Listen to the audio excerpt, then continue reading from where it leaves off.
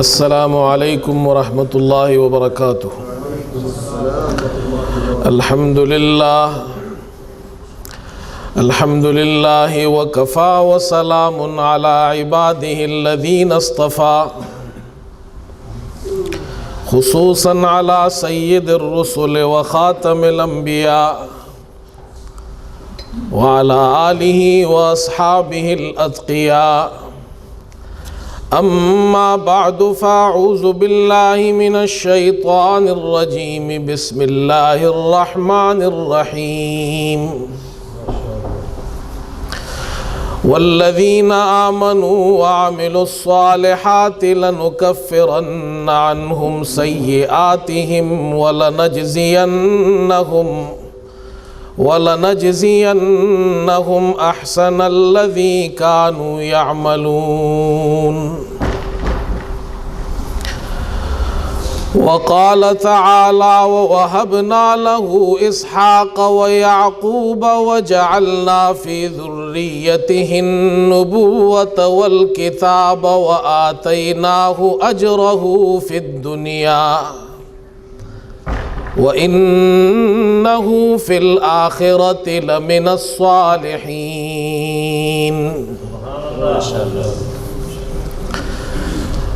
فرمایا کہ لب بنتے ہیں محمد کبھی کیا نام ہے شیریں،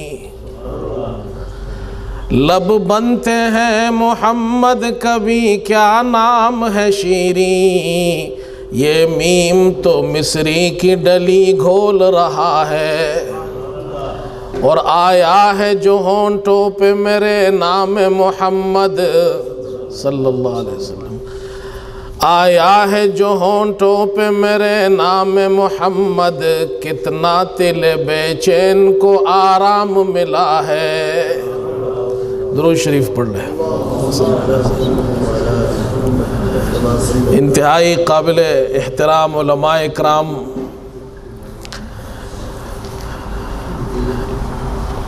اور برادران عزیز،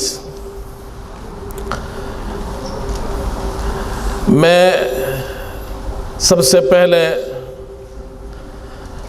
حضرت علامہ صاحب دامت برکاتہم کا تہ دل سے مشکور ہوں کہ انہوں نے آج اس کانفرنس میں مجھے دعوت دی، یہاں حاضر ہو کر مجھے بے انتہا قلبی راحت اور خوشی محسوس ہوئی ہے،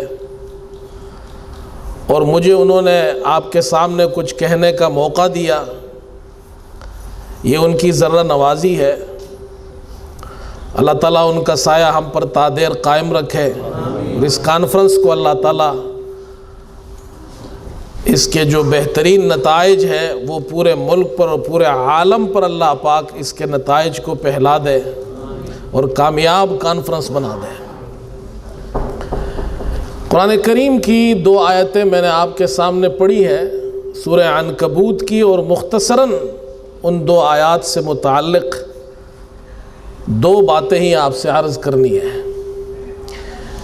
پہلی آیت میں اللہ تعالیٰ نے اپنا ایک قانون بیان کیا ہے، اور دوسری آیت میں اللہ تعالیٰ نے اس قانون کی ایک دنیاوی مثال جلیل القدر پیغمبر سے دی ہے۔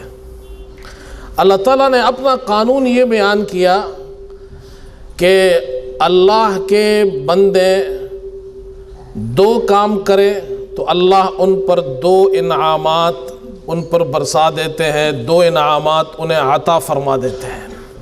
والذین آمنوا وعملوا الصالحات، جو لوگ ایمان لے آئے اور نیک عمل کیا، دو کام بندے کرے، ایمان اللہ پر لائے اور نیک عمل کرے، اللہ دو انعامات انہیں عطا فرماتا ہے۔ لَنُكَفِّرَنَّ عَنْهُمْ سَيِّئَاتِهِمْ وَلَنَجْزِيَنَّهُمْ أَحْسَنَ الَّذِي كَانُوا يَعْمَلُونَ۔ پہلا انعام یہ، اللہ پاک انہیں عذاب سے محفوظ کر دیتا ہے، اللہ ان کے گناہوں کو اللہ تعالیٰ ان سے دور کر دیتا ہے، یعنی عذاب سے بچا لیتا ہے، جنت میں داخل کر دیتا ہے۔ دوسرا انعام یہ کہ ان کے نیک اعمال کا بہترین بدلہ انہیں عطا فرماتا ہے۔ امام رازی رحمۃ اللہ علیہ فرماتے ہیں کہ اللہ تعالیٰ ان کے گناہوں کو معاف کر کے جنت میں داخل کر دیتا ہے، تو یہ جو اللہ تعالیٰ انہیں بہترین بدلہ عطا فرمائے گا یہ کیا ہوگا؟ فرمایا وہ جنت کے علاوہ ایک اور انعام ہوگا کہ جنت میں داخل کرنے کے بعد اللہ پاک انہیں اپنا دیدار بھی عطا فرمائے گا۔ یہ دو اللہ کے طرف سے انعام ہے کہ قیامت کے دن اللہ انہیں عذاب سے بچا کر جنت میں داخل کر دے گا، جنت کی نعمتیں ملے گی، اللہ اپنا دیدار کرائے گا۔ یہ قانون الہی ہے، یہ مکمل طریقے سے اللہ پاک قیامت کے دن ایمان والوں کو عطا فرمائیں گے۔ لیکن اللہ تعالیٰ کبھی کبھی انسان کے نیک اعمال کا بدلہ دنیا میں بھی عطا فرماتے ہیں، تو اس کی ایک مثال اللہ نے جلیل القدر پیغمبر حضرت ابراہیم علیہ السلام سے بیان کی۔ حضرت ابراہیم علیہ السلام نے اللہ کی توحید بیان کی۔ قرآن آپ پڑھیے تو ابراہیم علیہ السلام نے اپنے والد کو اللہ کی توحید بیان کی، یا ابتی لم تعبد ما لا يسمع ولا يبصر ولا یغنی عنک شیئا۔ پھر ابراہیم علیہ السلام نے اپنی قوم کو اللہ کی توحید بیان کی۔ فلما،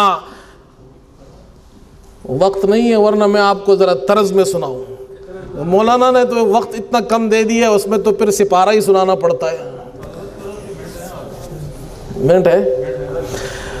حضرت ابراہیم علیہ السلام کی قوم ان کو توحید سنا رہے، فرمایا فَلَمَّا جَنَّ عَلَيْهِ اللَّيْلُ رَآ كَوْكَبًا قَالَ هَذَا رَبِّي فَلَمَّا أَفَلَ قَالَ لَا أُحِبُّ الْآفِلِينَ۔ وہ قوم ستاروں پر یقین رکھتی تھی، رات کی تاریکی نے چھا لیا ان کو۔ حضرت ابراہیم فرمانے لگے یہ میرا رب، ایک لطیف پیرائے میں سمجھا رہے یہ میرا رب ہے۔ جب ستارہ ڈوب گیا، لا احب الآفلین، جو ڈوبتا ہو میں اسے پسند نہیں کرتا ہوں۔ فَلَمَّا رَأَى الْقَمَرَ بَازِغًا قَالَ هَذَا رَبِّي فَلَمَّا رَأَى الْقَمَرَ بَازِغًا قَالَ لَئِن لَّمْ يَهْدِنِي رَبِّي لَأَكُونَنَّ مِنَ الْقَوْمِ الضَّالِّينَ۔ اور یہ جو چاند اس سے زیادہ چمکتا ہے یہ رب ہے۔ جب وہ بھی ڈوب گیا اور کہا اللہ اگر ہمیں ہدایت نہ دے تو ہم گمراہوں میں ہو جائیں گے۔ فَلَمَّا رَأَى الشَّمْسَ بَازِغَةً قَالَ هَذَا رَبِّي هَذَا أَكْبَرُ، کہ یہ سورج تو زیادہ چمکدار ہے، یہ بڑا رب ہے۔ اور جب وہ بھی ڈوب گیا تو کہا اِنِّي بَرِيءٌ مِّمَّا تُشْرِكُونَ، میں جو تم شرک کرتے ہو اس سے بیزار ہوں۔ اور قوم کو توحید سنائی، والد کو سنائی، بادشاہ کے دربار میں سنائی، نمرود کے سامنے پہنچے، میرا رب وہ ہے جو زندہ کرتا ہے مردہ کرتا ہے۔ تو نمرود نے کہا یہ تو میں بھی کرتا ہوں۔ تو ابراہیم علیہ السلام نے کہا ان اللہ یأتی بالشمس من المشرق فأتی بها من المغرب، میرا اللہ تو مشرق سے سورج نکالتا ہے تو مغرب سے نکال کے دکھا۔ ہمارے والد صاحب رحمۃ اللہ علیہ انہوں نے ہمیں تفسیر پڑھائی، یہاں ایک عجیب بات یہاں ارشاد فرمایا دیکھو بھائی، نمرود تو یہ بھی کہہ سکتا تھا مشرق سے میں نکالتا ہوں، تم اپنے رب سے کہو مغرب سے نکال کے دکھائے۔ تو ہم طلبہ تھے، ہمیں حیران ہو گئے، ہاں ایک سوال ہے عقلی سوال۔ ہم نے پوچھا ایسا کیوں نہیں کہا نمرود نے؟ والد صاحب نے فرمایا نمرود اس لیے اس نے نہیں کہا کہ اسے بھی یہ بات معلوم تھی کہ یہ اللہ کا پیغمبر ہے، اگر میں نے اسے یہ چیلنج دیا اور اس نے اپنے رب سے کہہ دیا تو اس کا رب کل مغرب سے سورج نکال کے دکھائے گا۔ یہ توحید کی دعوت دی تو اللہ تعالیٰ نے ابراہیم علیہ السلام کو دو انعامات دنیا میں دیے بڑے۔ پہلا انعام، حکومت مخالف، قوم مخالف، قبیلہ رشتہ دار مخالف، اور پکڑ کر آگ میں ڈال دیا۔ اللہ نے فرمایا قُلْنَا يَا نَارُ كُونِي بَرْدًا وَسَلَامًا عَلَىٰ إِبْرَاهِيمَ۔ اللہ نے اگزامپل دنیا کے اندر دی ہے کہ میں ایمان والوں کو عذاب سے بچاؤں گا، آگ سے بچاؤں گا۔ میں نے ابراہیم کو دنیا کے اندر آگ سے بچایا۔ اور دوسرا انعام اللہ نے ان کو ان کے نیک اعمال کا توحید کا بدلہ دیا، تو قرآن میں اللہ نے اس کا ذکر کیا، وَوَهَبْنَا لَهُ إِسْحَاقَ وَيَعْقُوبَ وَجَعَلْنَا فِي ذُرِّيَّتِهِ النُّبُوَّةَ وَالْكِتَابَ وَآتَيْنَاهُ أَجْرَهُ فِي الدُّنْيَا، دنیا میں ہم نے ان کو بدلہ دیا۔ کیا بدلہ دیا؟ علماء نے ایک لمبی تفصیل لکھی ہے کہ ابراہیم علیہ السلام اکیلے تھے، ساری قوم مشرک، رشتہ دار مشرک، والد مشرک، اکیلے۔ اللہ نے کہا ابراہیم فکر مت کرو، آج تم اکیلے ہو، کوئی رشتہ دار نہیں، میں تمہیں اتنا بڑا بنا دوں گا، تمہیں اتنے رشتہ دار دوں گا، اتنے رشتہ دار دوں گا، ہزاروں لاکھوں کی تعداد میں بنی اسرائیل کے نام سے پہچانے جائیں گے۔ پھر دوسرا انعام، یہ تمہارے رشتہ دار کافر ہے، مشرک ہے، میں تمہیں ایسا انعام دوں گا کہ تمہاری ذریت کے اندر میں ہزاروں انبیاء کو بھیج دوں گا۔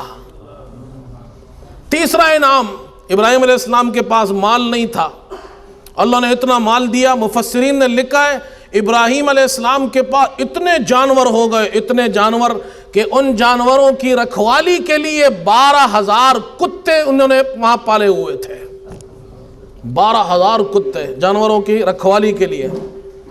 پھر اللہ تعالیٰ نے ابراہیم علیہ السلام پہ انعام یہ فرمایا کہ حضرت ابراہیم علیہ السلام، ایک زمانہ تھا کہ قرآن میں اللہ نے ان کا ذکر کیا ہے، کوئی انہیں نہیں پہچانتا تھا، اور انہوں نے بت خانے کے اندر جا کے بتوں کو توڑ دیا۔ حکومت رپورٹ پہنچی اور تفتیش شروع ہوئی، معلوم کرنا شروع کیا کہ یہ کون ہے جنہوں نے آ کر ہمارے خداؤں کو توڑ دیا۔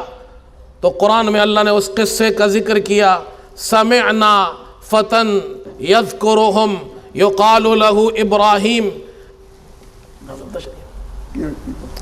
ہم نے سنا ہے کہ ایک نوجوان ہے، ہم نے سنا ہے کہ ایک جوان ہے جسے ابراہیم کہا جاتا ہے۔ اب اندازہ لگائے انہیں کوئی پہچانتا نہیں تھا، لیکن اللہ تعالیٰ نے ان پر انعام فرمایا کہ میں تمہیں ایسی عزت دوں گا، ایسی عزت دوں گا۔ 1400 سال تو ہو چکے ہیں، دنیا میں جتنے بھی مسلمان ہیں 5 وقت نماز پڑھتے ہیں، نماز کے آخر میں اللہم صلی علی محمد وعلی آل محمد کما صلیت علی ابراہیم وعلی آل ابراہیم، اللہ نے کہا آپ کا بھی ذکر ہوگا، قیامت تک آپ کی آل کا بھی ذکر ہوگا۔ یہ ابراہیم علیہ السلام کو اللہ نے یہ عزت دی، اور پھر اللہ نے ایک بڑا انعام ان پر یہ فرمایا جس کا ذکر اللہ نے قرآن میں کیا، وَوَهَبْنَا لَهُ إِسْحَاقَ وَيَعْقُوبَ وَجَعَلْنَا فِي ذُرِّيَّتِهِ النُّبُوَّةَ وَالْكِتَابَ۔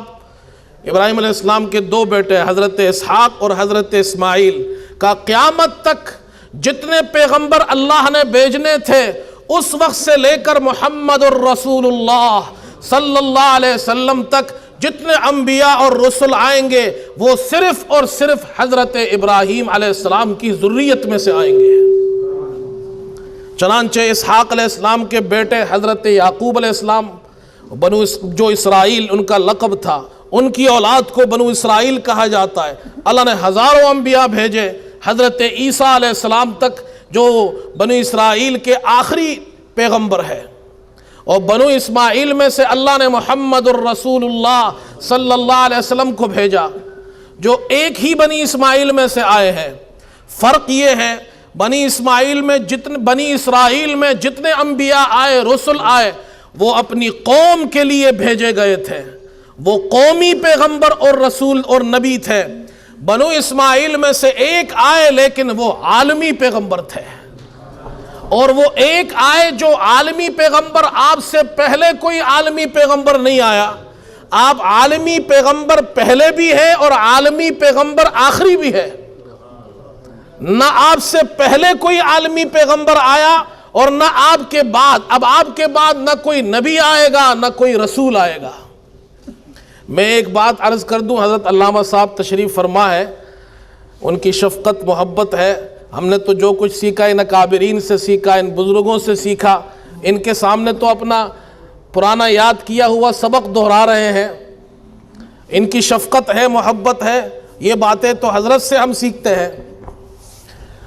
حضرت ایک نوجوان بیٹے ہیں تو مجھ سے بھی آ کر نوجوان سوالات کرتے ہیں، ایک کنفیوژن ڈالی جاتی ہے خاص طور پر اسکول کے، یونیورسٹی کے نوجوانوں میں۔ تو میں ایک بات صرف اس وقت عرض کر دیتا ہوں، کہتے جی محمد صلی اللہ علیہ وسلم کے بعد مرزا نے اگر نبوت کا دعویٰ کیا ہے تو کہتے جی مرزا نے تو تشریعی نبوت کا دعویٰ نہیں کیا، غیر تشریعی نبوت کا دعویٰ کیا ہے۔ حالانکہ یہ بات بھی ان کی غلط ہے، لیکن چلو یہ اس بات سے ہمارے نوجوانوں کو کنفیوز کرتے ہیں کہ حضور صلی اللہ علیہ وسلم وہ اللہ کے رسول ہے، تشریعی پیغمبر ہے، آپ کے بعد تشریعی پیغمبر نہیں آ سکتے ہیں، غیر تشریعی نبی آ سکتے ہیں۔ اور اس کی مثال کیا دیتے ہیں؟ کہتے جی موسیٰ علیہ السلام وہ بھی ان کی شریعت تھی، اللہ نے ان کے بعد پھر نبی بھیجے اسی شریعت میں، تو وہ غیر تشریعی نبی تو ان کی شریعت میں آئے۔ تو اسی طرح محمد صلی اللہ علیہ وسلم کے بعد اگر نبی آئے تو غیر تشریعی آ سکتے ہیں۔